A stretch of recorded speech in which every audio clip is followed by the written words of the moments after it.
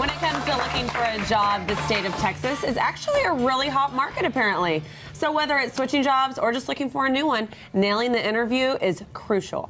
Robin Pugh is here to share tips to help you do just that. So you're a business coach. Yes, so I what am. is a business coach? You know, that's a great question. There are lots of business coaches, lots of varieties of those, but mine is pretty straightforward. I help the business professional determine what they want and then know how to go out and get it. So create a plan to actually execute on that. So I mentioned the job market in Dallas is hot. I mean, it's good. So people that maybe are sitting at home watching this that are actually looking for a job, they can kind of take a deep breath because it's a good place to be unemployed. Yeah, it's an employer's market, right? Or if Yeah. you're going for that promotion that you want to get, it's a great market because people are starting to hire. But the problem is that there's a lot of people who are going for just a few slots.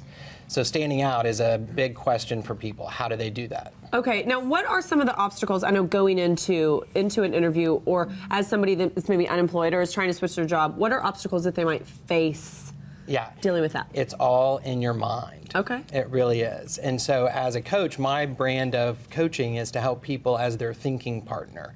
Okay, so I'm working with them to help them have thoughts that set them up to succeed. Okay. So they're having a mindset of what I call monkey on your back mindset, which is that they don't think that they're as qualified as they need to be.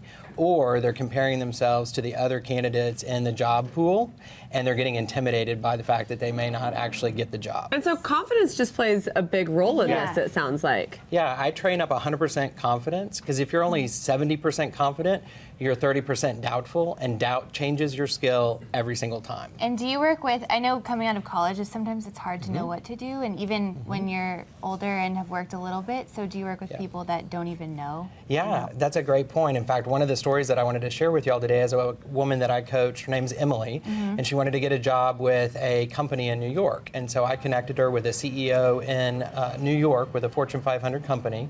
And I asked her, I said, hey, Emily, what is it that you're wanting to accomplish in this interview? And she goes, well, I really want them to like me. Which, if you think about it, that's what a lot of people going into a job, interview are looking for. And yet I said, you don't control that because you can't make them like you.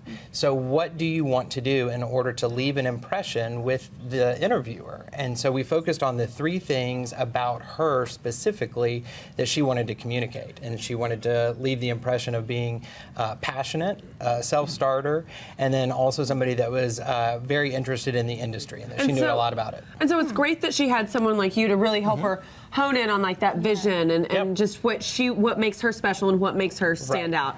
Now you have some tips for going on interviews. What are some of those? So really it boils down to two things, communication and confidence. So as it relates to Emily, the communication piece was those three pitch points, right? The three things that she wanted to leave as the impression with the interviewer. And what worked out well is at the end of the interview, she ended up hearing directly from the interviewer almost exactly those three things that she had left them with over the course of the interview. And then if someone doesn't know what they want to do, how do you help them figure that out? Yeah. So one of the things that I help people do is focus on the confidence of what they want, because these are successful people that I'm working with, and yet during a season of time, they're trying to figure out, well, what do I want? And so we create an execution plan for them, but it all comes back to their thinking. And so I coach 100% confidence, which is the second tip for today. Well, these are great tips. Thank you for being here, and I'm sure people watching who are, like I said, either unemployed or wanting to switch their job, you've been very helpful, so thank you. Robin, Thanks, ladies. There's much more of this at Robin's website, and you can find that at robinpugh.com.